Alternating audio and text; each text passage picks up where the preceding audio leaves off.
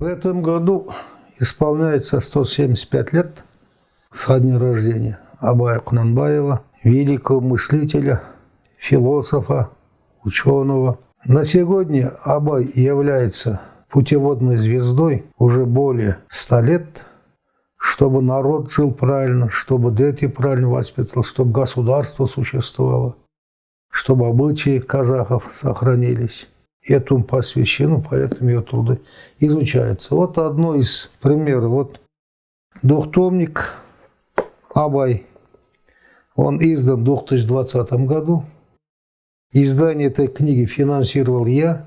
Автор книги – кандидат философских наук, житель нашей области, города Семея, который изучает более 30 лет труды Абая, Асан Умаров. И вот он, значит, несколько последних лет занимался изучением трудов Абая. Это единственная книга, в которой дается пояснение каждого стиха, каждого слова Абая в конце книги.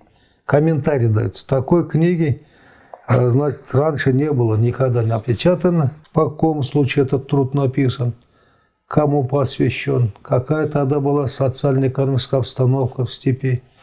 Вот, какой результат он дал автору. Вот это все вот Асан Умаров очень подробно изучил, написал. Эта книга мне понравилась, он не мог ее издать. Но вы знаете, у ученых денег не бывает.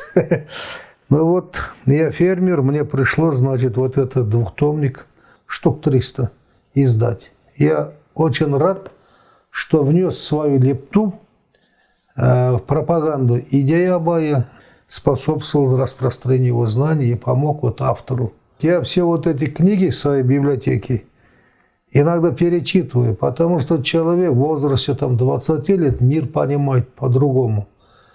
Каждые 5-10 лет, когда перечитываешь вот такие основополагающие в жизни народа книги и воспринимаешь все по-разному.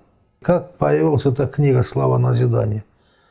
Вот я вам прочту, значит, слово первое.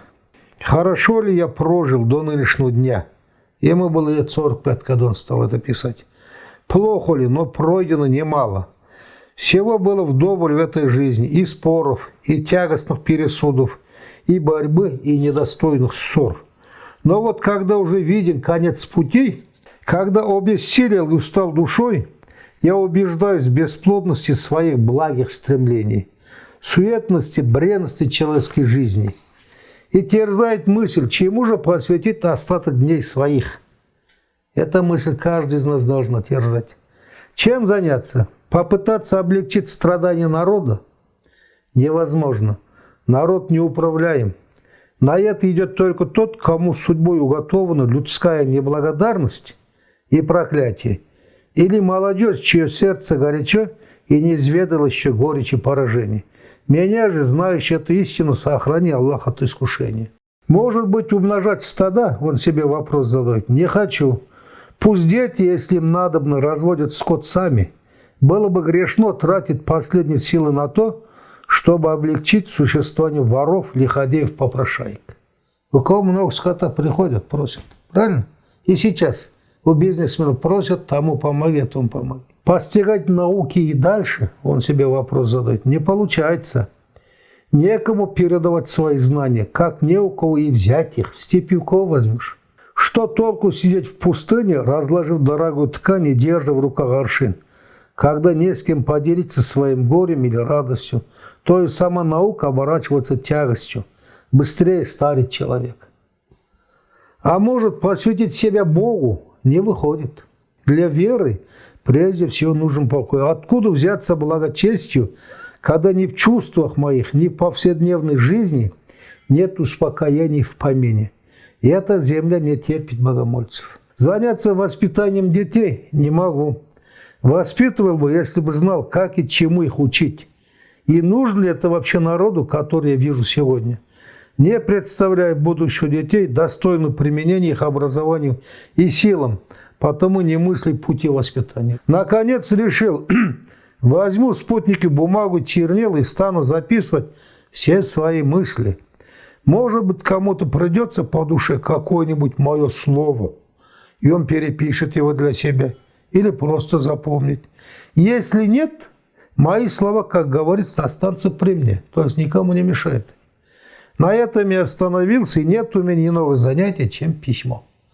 Вот сборник «Слова назидания» – это вот программа деятельности жизни наших людей. Абай говорил, вот по-казахски звучит так: «Сенбе жұртқа тұрса да қанша мақтап, әуре қылады ішіне қулық сақтап. Өзіңе сен, өзіңді алып шығар, еңбегіңмен ақылың екі жақтап».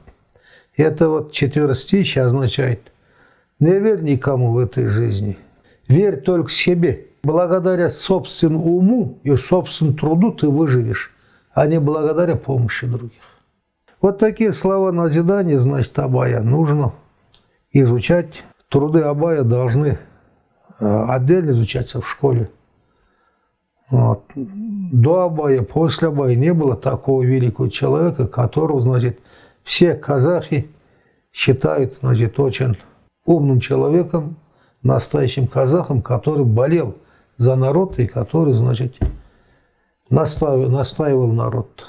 Вообще удивительно, как он мог в глухой степи познать столько отраслей науки и философии. Мне приходилось изучать материалы Конфуция, Канта, русских философов Бердяева, Гегеля. Но я не вижу в этом мире философа более великого, чем Абай.